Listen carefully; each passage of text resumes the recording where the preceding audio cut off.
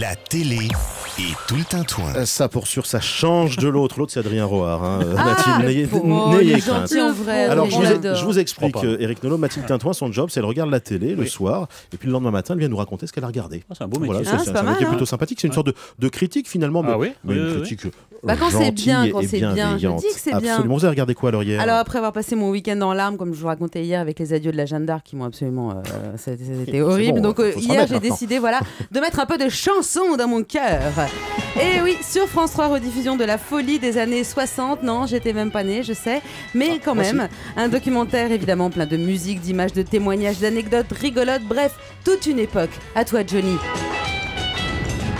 À toi Johnny.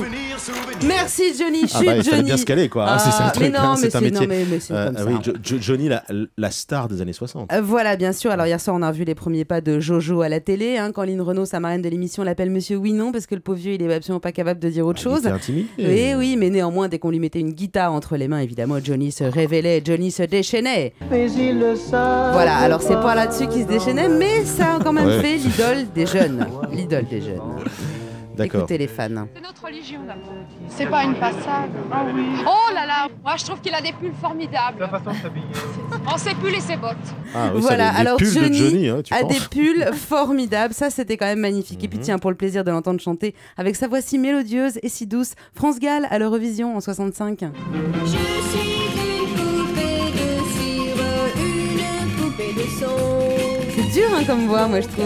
Oui, là, on n'est plus avec Johnny, là, on est d'accord. On est passé à autre chose. Là, on en est fait. passé à France Gall. Toujours dans ah bah sur non, France non, 3. non, c'était juste pour le plaisir de l'entendre les récents chanter. candidats français à l'Eurovision, et ça, vous trouvez ça dur parce que Jessie Matador, c'est vrai, c'est vrai. Mais vous savez qu'en plus, France c'est le Gall, paradis perdu. elle avait gagné l'Eurovision en 65, mais moi ce que j'ai appris hier soir, c'est qu'en fait elle était sous les couleurs du Luxembourg. Je savais pas du tout.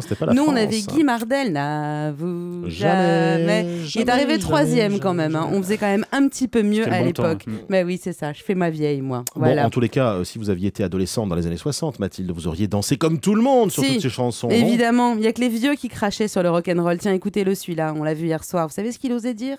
Les paroles sont vraiment idiotes. J'ai écouté plusieurs disques de Johnny Hallyday, j'ai rien contre Johnny Hallyday, parce qu'après tout, il se défend, il a 18 ans, il est encore très jeune. Mais enfin, c'est impossible, c'est inécoutable, je comprends pas un mot d'abord de ce qu'il chante. Est-ce que vous l'avez reconnu? Oh bah oui, c'est Yves Montand. C'était Yves Montand, exactement, qui devait avoir 10 ans de plus que ceux qui chantaient, mais enfin bon, monsieur avait galoché Marilyn, alors j'imagine que ça lui donnait des droits. Tous les droits. C'est vrai, en même dans temps. cette émission, Mathilde, on voyait également des émissions de télé, justement, des années 60. Je vous reconnais bien là, le grand professionnel des médias. Alors, oui, évidemment, les grands classiques, 5 colonnes à la une et tout ça. Et puis, bien sûr, les émissions de Mariti et Gilbert Carpentier. Imaginez Sacha Distel qui drague Petula Clark juste à côté de Jean-Yann qui, lui, est en train d'essayer d'emballer Dalida. Ça, c'était bon, ça. Vous habitez chez vos parents? Non, j'habite avec ma camarade. Une Parisienne. Je croyais que ça s'entendait. Et on faisait les bêtises, on se déguisait, on faisait des sketchs et ça nous amusait beaucoup. Et je pense que ça amusait le public. Ah oui, ça a amusé le public 50 ans après toujours. Bon, moi, mon sketch, je vais vous le faire pour finir.